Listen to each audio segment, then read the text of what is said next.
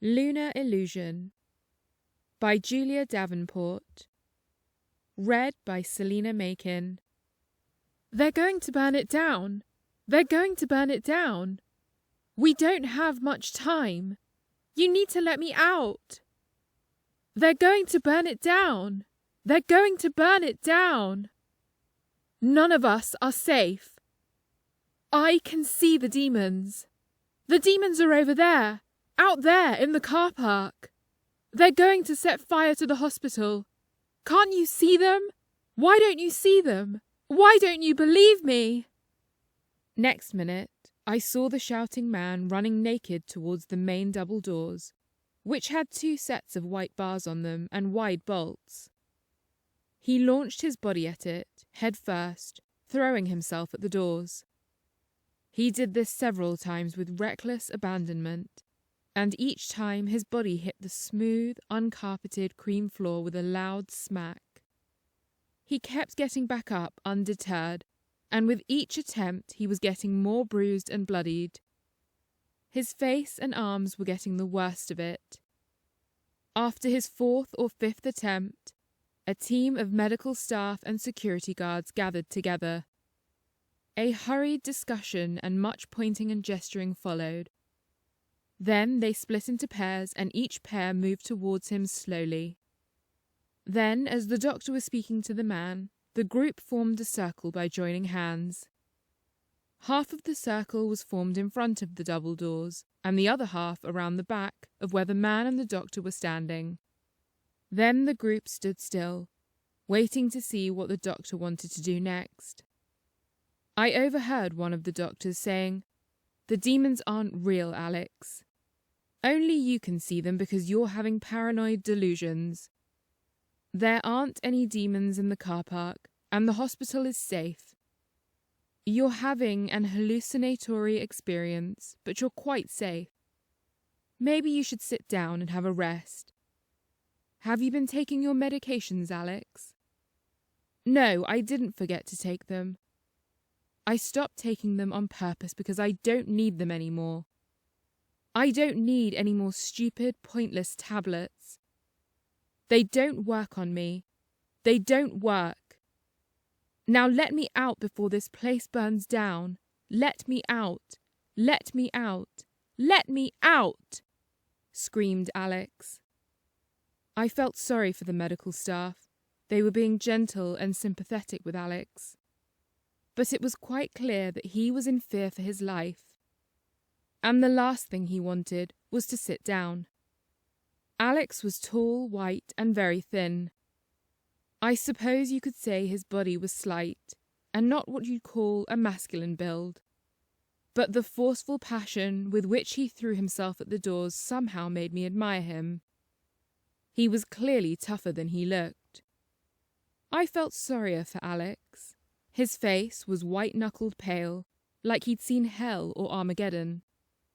He was the most agitated and panic-stricken person I'd ever witnessed in my life. At this point, I started to feel guilty for staring at him. It was like the time I'd seen that car crash into a moped, and the moped driver got tossed into the air and landed headfirst on the road, and his blood gushed so fast and full on the dark grey hard concrete. It was like watching a small red river running free down that dark hilly road. As sad as the sight made me feel, each time I turned away I felt a magnetic desire to look back. Eventually, Alex's sad scene was brought to a close by the team of medical staff and security guards that had gathered around him. With 2 people sitting one on each of his legs, 2 sitting on his arms, and 1 big and burly security guard holding his head down, Alex was successfully restrained. The doctor quickly administered a large needle into his arm. Sedation had saved the day, and Alex was swiftly lifted onto a bed, strapped down and wheeled off to the isolation ward. The ward where you got your own room, where the door has so many locks on it that it puts Fort Knox to shame. Feeling traumatized, I looked around the room at the other patients. Most of them have relaxed back into a comfortable sleep. Some hadn't even been disturbed. I was shocked by their lack of response. They were either heavily medicated or just used to and unfazed by Alex and his condition. The next day, I was woken up by a woman with a food trolley asking me what I wanted for breakfast. The choice was limited to either eggs and bacon or toast with tea or coffee. I opted for tea and toast, a simpler and safer option, I thought, with less chance of developing food poisoning. By 10:30 a.m., breakfast had finished being served. I fell back asleep. Then, an hour later, I was woken up by a nurse giving out the morning meds. My tablets were long and thin, but I was in no state to argue, so I swallowed them quickly with water. Later that day, way after lunchtime, think it was about 4 o'clock. Anyway, whatever time it was, I awoke from my afternoon nap feeling refreshed. You could say it was the best sleep I'd had in years. I stretched and yawned, then looked around the ward. In the bed directly to my left was a young woman called Susie. She was smiling and looking very absorbed with the book she was reading. It was Alice in Wonderland, one of my all-time favourites. 2 beds down from Susie, an older-looking woman was retching and vomiting, loudly and repeatedly all over her bed covers. As I turned to my right, I could see that the woman in the first few beds next to me was sleeping soundly. I began to lie down to get cosy in my bed again when my nose caught a whiff of a very rank stench. It smelt like someone had a bad stomach and forgot to flush the toilet. I assumed the nurses would deal with it and the smell would be gone soon. As the time went on, the smell got stronger and stronger. It smelt stronger than dog shit, and it filled and burned my nostrils. Then the vile stench filled my throat and made me cough. I sat up abruptly, coughing and retching. Out of the corner of my eye, I could see nurses milling around the last bed on my right. It was about 4 beds away from mine, directly under the barred windows. The nurses were moving fast and were using a large metal shovel to scoop up a series of large brown turds. Apparently, the woman in bed 14 had been shitting on the floor for the last 2 hours, as she'd been constipated for 3 days, had taken powerful laxatives, and said she didn't have the energy to go to the toilet. The sight and smell of her human shit knocked me sick. I sprang out of bed and ran fast to the nearest bathroom, which was only about 5 seconds away. But just as I got to the outer door, I lost control as my stomach lurched, and I vomited my last 2 meals all over the doors and floor. I was so embarrassed that I raced into the bathroom, locked the door and sat hiding on the loo for about 20 minutes. I felt dizzy and lightheaded and very guilty for spewing chunks on the floor, making even more work for the overburdened medical staff. The day after that, the ward was less chaotic. I think it was a Saturday. Something about the weekend made people more relaxed, even in a mental health ward. Maybe it was because the standard of food was better at the weekend. Later that day, I was due to have an interview with a psychiatrist at 3:30 p.m. As she approached the reception area, I could see that she was of average height and weight, with toned skin, dark brown eyes and black curly hair. Sort of Spanish-looking, and she appeared to be in her late 40s, with a smile that made you feel safe. She led me into a medium-sized, rectangular-shaped room that was framed with fully stacked wooden bookcases from floor to ceiling. The main part of the room comprised 2 sections.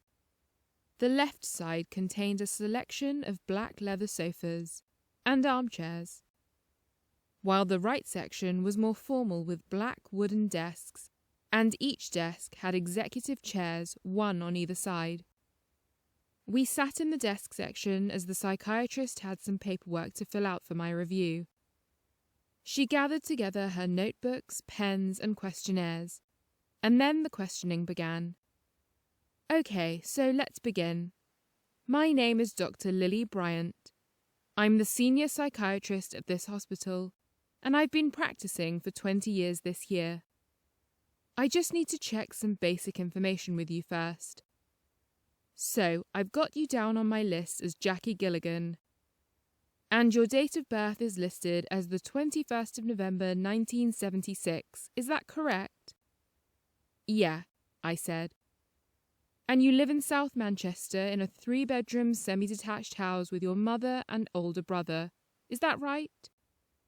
Yeah, I said again sheepishly. And you've been living there for the last 25 years and you're not currently engaged in employment or education?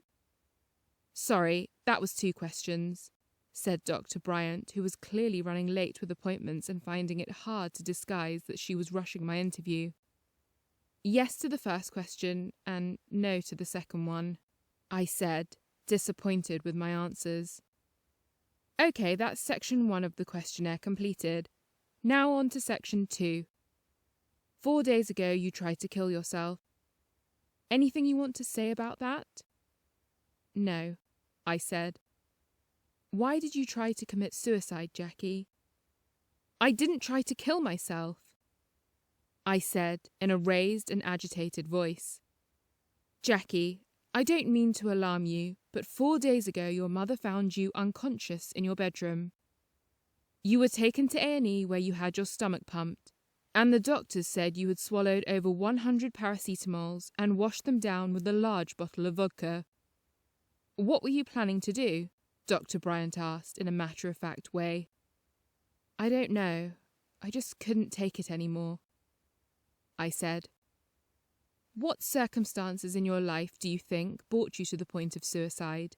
Said Dr. Bryant. I don't know, lots of things.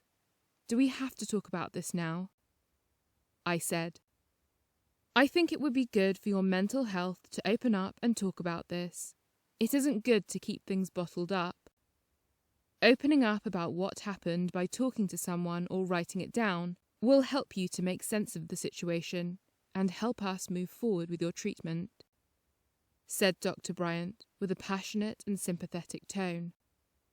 I felt tense and couldn't think of a good reply, so I stayed silent in anxious hesitation. Maybe we could backtrack a little with some questions. What do you think, Jackie? Yeah, okay, I said. Have you ever attempted suicide in the past? Dr. Bryant asked. No, not really. I used to think about it a lot, though, I said nervously. Okay, so looking at your medical file, it says here that you were diagnosed with depression in October 2004, and you've been taking antidepressants since then. Later, in August 2015, you were diagnosed with bipolar type 2, and since then you've had antipsychotics added to your list of repeat prescriptions. Is that correct? Said Dr. Bryant. Yes, I take 60 milligrams of fluoxetine and 300 milligrams of quetiapine daily, I said. Have you ever had therapy or counselling for your conditions? Yes, in the past I've seen 3 counsellors, 5 psychologists, 2 psychiatric nurses, 2 CBT therapists, and 1 other psychiatrist, I replied. Have you recently experienced any emotional loss, such as the death of a loved one or a divorce? Said Dr. Bryant. Yes, earlier this year. My nephew passed away in January, and my dad passed away in February, I said. Then I started to cry and I couldn't stop. I cried and hyperventilated for just over an hour, but it seemed like much longer. Then Dr. Bryant said we would continue the interview another time, and she telephoned security for assistance. The last thing I remember that day is being strapped to a bed, injected with something, and a nurse telling me I would be all right once the sedative kicked in. All I needed was a good rest and things would look better tomorrow. The next day was Sunday and I was in a much better mood. The night before, I had dreamt I was back home in the living room when a healthier and younger version of my dad walked in. "What are you doing? I thought you were dead," I said. He turned to me and answered, "The life force is energy. And, as the scientists say, you can't kill energy. It just transfers to another state. In other words, I'm just living in another frequency of existence. Also, please don't kill yourself. Your mother needs you. If you want to be happy, you need to change your life, not end it. And you have the power to change your life. I believe in you, and so does God, he said. Then he hugged me, and I woke up with tears running down my cheeks. I felt something cold in my hands, so I looked at them and saw a small angel that had been carved in tiger's eye crystal. I don't know how it got into my hands. Then I realized it was a present from Dad, his way of telling me to keep the faith. Then I smiled.